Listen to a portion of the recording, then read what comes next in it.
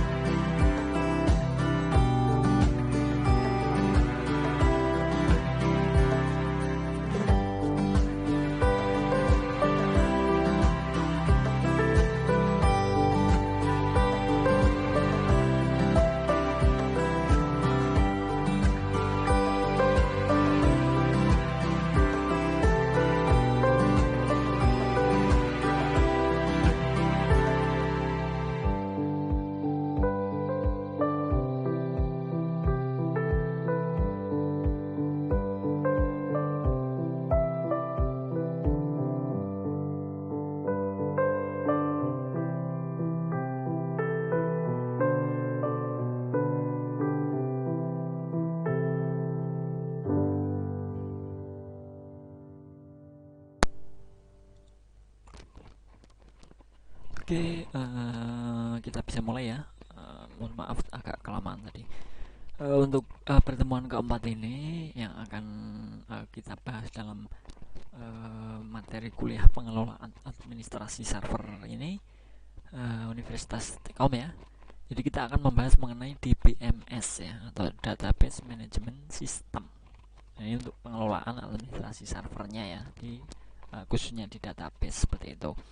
Nah, dari DBMS tersebut yang akan kita baca adalah fungsi, manfaat, komponen, dan cara kerjanya nanti ya, yang akan saya jelaskan, yang akan kita bahas dalam pertemuan kali ini.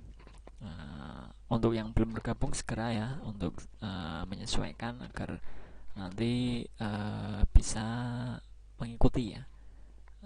Terkadang karena perkuliahan online ini takutnya pada lupa ya, jadi kurang memperhatikan. Tapi untuk bagi yang sudah mengikuti ya, atau mengetahui untuk channel saya, mungkin bisa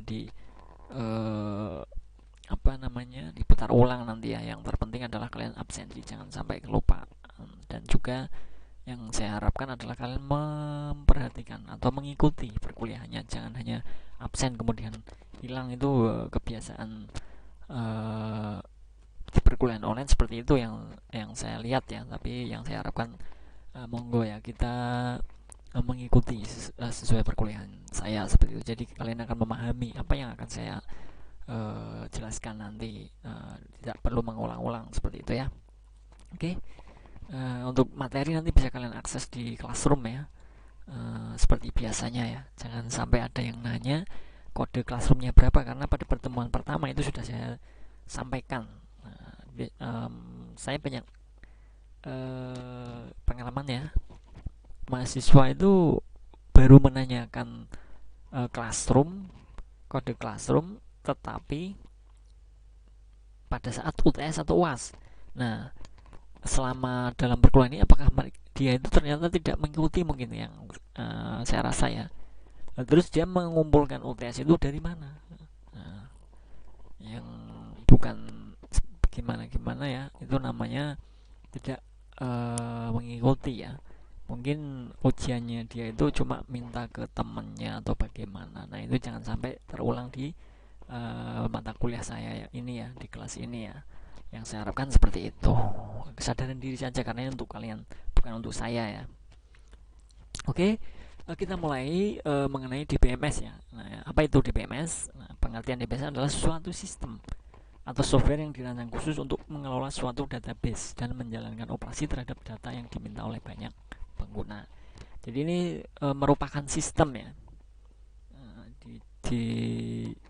seperti halnya software. Nah, ini untuk apa? Untuk mengelola suatu database nantinya.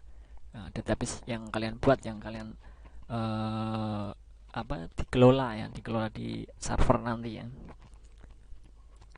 Nah, ini bisa berkaitan dengan client server ya, karena ini bisa diterima oleh banyak pengguna. Sistemnya seperti itu kalau menggunakan DBMS.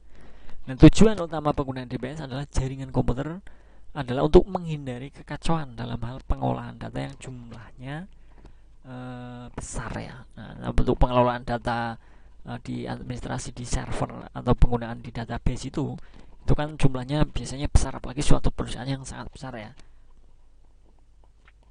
Nah, itu dengan menggunakan DBMS ini merupakan perantara bagi pengguna dan database-nya. Nah, agar dapat berinteraksi dengan DBMS, maka pengguna harus memakai bahasa database yang sudah ditentukan. Misalkan kalian menggunakan apa ya, MySQL misalkan, ataupun PHP-MyAdmin ya. Nah, itu disitu kan ada bahasa query. Nah, itu bisa menyesuaikan hal seperti itu, dan dengan menggunakan yang lain juga boleh. Itu yang terpenting adalah menyesuaikan. DBMS ini adalah untuk pengelolaannya seperti itu. Nah, ada dua jenis bahasa komputer yang dapat digunakan. Nah, ini untuk bahasanya ya, maaf tadi kan bahasa query. Sebenarnya kita ada dua jenis yang berinteraksi dengan DBMS. Yang pertama ada DDL, mungkin sering kalian dengar ya. Jadi ini digunakan untuk menggambarkan desain dari basis data secara keseluruhan. Jadi mulai dari membuat tabel baru, membuat indeks, maupun mengubah tabel. Ini Nah, itu bisa menggunakan DDL. Nanti bisa kalian cermati ya, cermati ulang kalau memang belum paham antara DDL dan DML itu seperti apa untuk perbedaannya. Nah, untuk yang kedua adalah Data Manipulation Language atau DML. Itu untuk memanipulasi dan mengambil data dari database, menghapus, kemudian mengubah data. Nah, itu bisa menggunakan DML. Nah, untuk DDL sendiri itu lebih ke pembuatan tabel atau yang lainnya. Seperti itu ya. Nah, untuk yang DML ini lebih ke apa namanya ini? Manipulasi ya di dalam suatu tabel tersebut. Misalkan mau mengubah datanya dan lain sebagainya, itu penggunaan untuk bahasa ini adalah dengan menggunakan DML. Seperti itu ya, bisa kalian bedakan ya, ini sangat kelihatan ya perbedaannya. Nah, untuk pengertian CBMS sendiri menurut para ahli kita lihat, saya ambil dari beberapa ahli ya, tidak semuanya, kalau semuanya terlalu banyak. Nah, di sini pertama menurut Rogaya, DBMS itu adalah suatu sistem yang dapat menyusun dan mengelola berbagai record, menggunakan komputer untuk menyimpan atau merekam serta memelihara data operasional lengkap sebuah organisasi atau perusahaan, sehingga dapat menyediakan informasi yang optimal yang dibutuhkan dalam proses mengambil keputusan. Nah, ini menurut salah satu ahli yang bernama Rogaya ya, ternyata DBMS itu seperti itu ya. Jadi dia itu bisa mengelola semua record di dalam suatu database yang kalian olah misalnya ya. Jadi pada saat perusahaan tersebut memerlukan sistem misalkan dalam suatu sistem pengambil keputusan ya, itu sudah ada misalkan contohnya di dalam suatu perusahaan si A itu absennya itu ada 5 kali, kemudian tentunya nanti ada outputnya ya, pengambil keputusan dengan menggunakan data DBMS tadi. Oh, ternyata dia akan dipotong gajinya sekian. Nah, seperti itu untuk contoh dari pernyataan dari para ahli yang bernama Rogaya tersebut. Yang kedua ada Walianto. Nah, menurut Walianto, pengertian DBMS ini adalah suatu gabungan dan juga perpaduan antara basis data dengan database management system atau sistem manajemen basis data ya untuk bahasa Indonesianya. Jadi ini lebih mungkin kurang detail, tapi dia lebih untuk garis besarnya ya. Jadi memang benar suatu sebenarnya pernyataan ahli-ahli itu benar semua, cuma kita dari sudut pandang mana kita untuk memahaminya ya. Jadi kalau menurut Walianto sendiri adalah basis data ini perpaduan basis data dengan database management system ya untuk DBMS tersebut. Yang ketiga ada CGDAT. Nah, menurut DAT ini definisi DBMS adalah tempat atau lokasi untuk sekumpulan berkas data yang sudah terkomputerisasi dengan tujuan untuk memelihara informasi dan juga memuat informasi tersebut.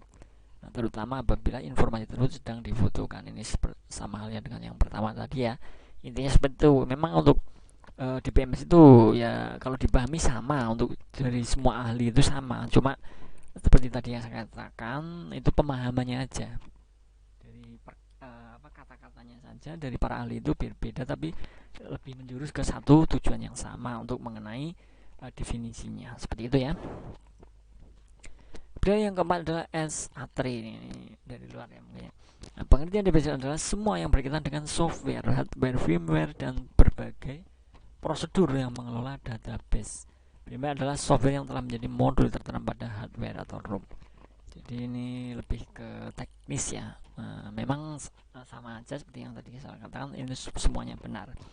Ini adalah yang berkaitan dengan softwarenya itu menggunakan apa, kemudian hardwarenya itu apa, firmware-nya itu apa. Nah, itu sebuah penjelasan yang lebih apa ya, garis terlalu atas ya, maksudnya belum ada detailnya. Nah, itu sebenarnya sama saja, nanti bisa kalian pahami kembali ya. Yang kelima ada Gordon C. Everest. Menurut Gordon C. Everest ini pengertian DBMS adalah manajemen yang efektif untuk mengorganisir sumber daya data. Nah, ini sama ya, intinya untuk mengorganisir dari data yang ada di dalam suatu database.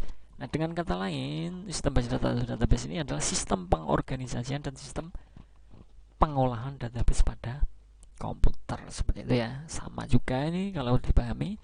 Kemudian itu adalah beberapa dari pendapat dari para ahli mengenai DBMS ya. Jadi silakan kalian cermati, pahami semuanya mengenai apa namanya DBMS tersebut ya. Oh ternyata DBMS itu definisinya seperti ini, dan juga nanti bisa kalian pelajari semua ya. Oh bandingkan, oh ternyata menurut ahli ini begini, kemudian menurut ahli B seperti ini. Nah, nanti dipahami ternyata untuk definisinya itu kalau dicermati ternyata sama ya, cuma beda tadi dari perkataannya saja, seperti itu yang seperti tadi saya bilang kan. Oke, kita ke tujuan DBMS ya. Seperti yang sudah disinggung dari pengertian DBMS tadi ya, yang mana fungsinya sebagai perangkat yang berguna untuk mengorganisasi sumber daya dari data perusahaan, maka berikutnya adalah beberapa tujuan penggunaan DBMS pada jaringan komputer perusahaan misalnya ya. Yang pertama adalah agar basis data dapat digunakan secara bersama. Karena apa? Ini menggunakan server ya. Jadi seperti yang pada pertemuan awal saya katakan, itu bisa dibuat ada klien, ada server, dan mungkin server hanya satu ya, atau yang untuk pusatnya nanti yang lain bisa menggunakan secara bersamaan, kemudian bisa menggunakan sama ya untuk sesuai dengan hak akses. Nah itu adanya tujuan daripada DBMS. Kemudian yang kedua ada agar proses akses data lebih mudah dan cepat, karena untuk pengambilan akses data dan lain sebagainya itu lebih cepat menggunakan database yang menggunakan DBMS tadi ya, atau database management system. Tujuan yang berikutnya adalah untuk menghemat ruang penyimpanan data, karena sudah tersimpan di server ya, jadi tidak perlu walaupun kita mungkin perlu backup ya, tetapi dia itu sudah tersimpan dalam server ya, tidak memakan ruang penyimpanan. Kemudian membantu menjaga keamanan data. Nah tentunya data akan lebih aman ya, karena di sana bisa kita kunci juga, dalam artian hak akses misalkan dari manajer dengan sekretaris itu kan berbeda ya tentunya. Nah itu semua bisa mempunyai akses masing-masing di dalam suatu DBMS tersebut, jadi nanti akan lebih aman, ada bukti yang konkret misalnya kalau ada suatu masalah seperti itu ya. Kemudian mencegah dan menghilangkan duplikasi dan inkonsistensi data. Nah ini kalau dalam sebuah database di DBMS, menggunakan DBMS ini, kalau ada data yang sama itu nanti ada pesan pop-up-nya ya, bahwa data tersebut sudah ada. Nah itu bisa mencegah dan menghilangkan duplikasi, yang dimaksud seperti itu ya, jadi ada pengaturannya. Kemudian menangani data dalam jumlah yang besar tentunya ya, karena bisa dikatakan ini adalah penyimpanan cloud ya, tidak di RAM atau ROM, tapi di jaringan atau internet. Itu adalah tujuan dari DBMS. Nah komponen DBMS itu sendiri pada umumnya DBMS memiliki beberapa komponen fungsional atau modul. Adapun beberapa komponen DBMS adalah sebagai berikut, bisa kita lihat. Yang pertama adalah file manager,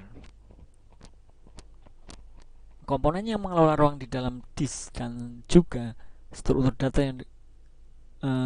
yang digunakan untuk mempresentasikan informasi yang tersimpan pada disk.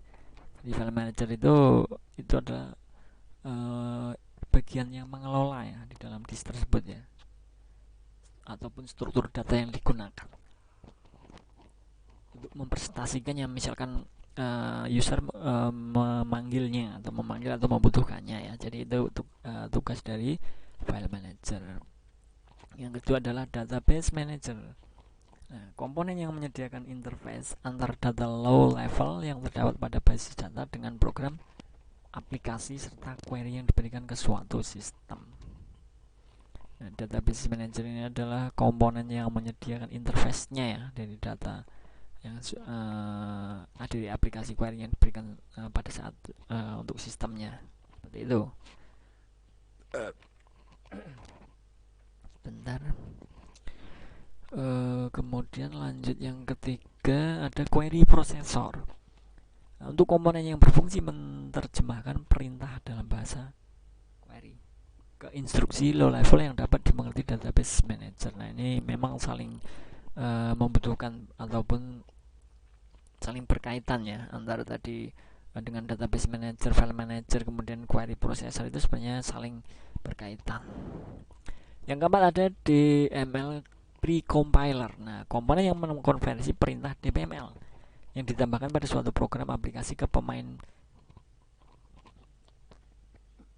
prosedur normal dalam bahasa induknya. Ini untuk intinya untuk apa ya, semacam translate. Kalau katakan mudahnya ya, kita mau mentranslate itu kita harus ada DML compilernya. Kenapa? Karena pada saat tadi saya jelaskan adalah ada DML-nya untuk menggunakan bahasa DML. Nah, itu nanti tentunya kan tidak bisa dibaca kalau tidak ada precompilernya, seperti itu maksudnya.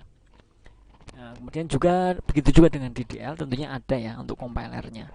Komponennya mengkonversi berbagai perintah DDL ke dalam sekumpulan tabel yang mengandung metadata. Nah, pada saat kalian membuat misalkan tabel ya, kita menggunakan bahasa DDL. Nah, itu kalau tidak dikonversikan, tidak dikompil, itu nanti tidak akan jadi. Kenapa? Karena itu memang sistemnya berbeda-beda ya untuk pembuatannya. Itu adalah tadi 5 ya, maaf, komponen dari DBMS. Nah, berikutnya kita ke kelebihan dan kekurangan DBMS. Nah, meskipun sebenarnya banyak kelebihan yang bisa didapatkan dengan menerapkan program DBMS pada jaringan komputer ya, namun ternyata masih terdapat beberapa kekurangan tentunya ya. Nah, saya rasa semua sistem itu pasti ada kekurangan dan kelebihannya. Untuk kelebihannya bisa kita lihat di sini, dapat mengendalikan pengulangan data seperti tadi saya katakan, tidak ada penduplikasian ya. Nah, itu kelebihan daripada DBMS, memberikan data yang konsisten karena memang terorganisir di suatu sistem di server.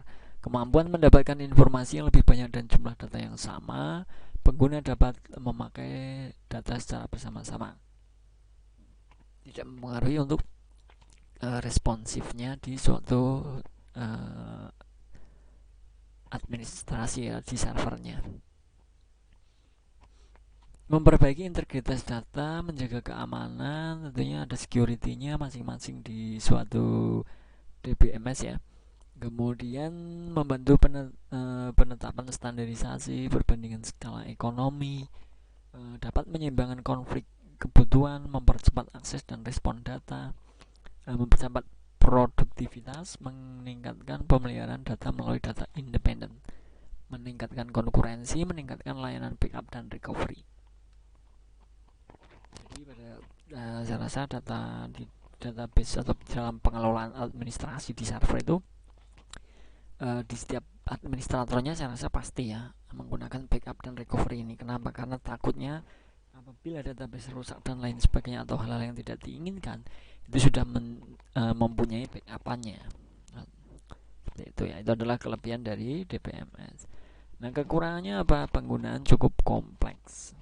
Kompleksitas DBMS mengakibatkan ukurannya yang besar. Kenapa? Karena memang seperti tadi ya, penggunaannya cukup kompleks ya.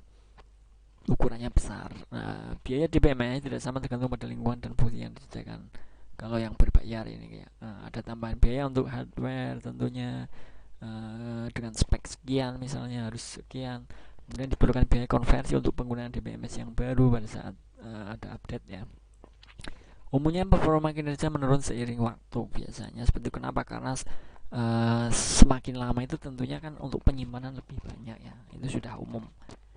Performa yang menurun mengakibatkan kegagalan yang lebih besar. Nah, itu takutnya terkadang namanya juga sistem ya, beda dengan mungkin orang atau manusia ya. Manusia saja banyak lupa, banyak salah, apalagi sistem ya. Sistem itu harus dikendalikan seperti halnya dengan katakan sebuah robot. Jadi tentu pasti ada kegagalannya juga seperti itu. Nah, itu kekurangan daripada DBMS. Nah, macam-macam DBMS dalam penerapannya terdapat beberapa jenis software yang sering diaplikasikan database perusahaannya. Seperti yang kemarin sudah saya jelaskan, ada MySQL. Mungkin yang akan kita pakai adalah MySQL nanti ya. Ada Oracle, ada SQL Server, ada Firebase, ini macam-macam ya. Untuk biasanya yang kita gunakan itu adalah MySQL, karena untuk pembuatan skripsi ataupun produk di akhir itu nanti kalau yang sistem ataupun yang lain mungkin bisa membuat misalkan web ya. Nah itu untuk database-nya menggunakan DBMS di MySQL itu kebanyakan seperti itu ya. Kalau mau menggunakan Oracle ya monggo, itu terserah ya. Oke, selesai untuk pertemuan kali ini ya, mengenai mata kuliah pengelolaan administrasi server mengenai DBMS yang kita bahas tadi. Sudah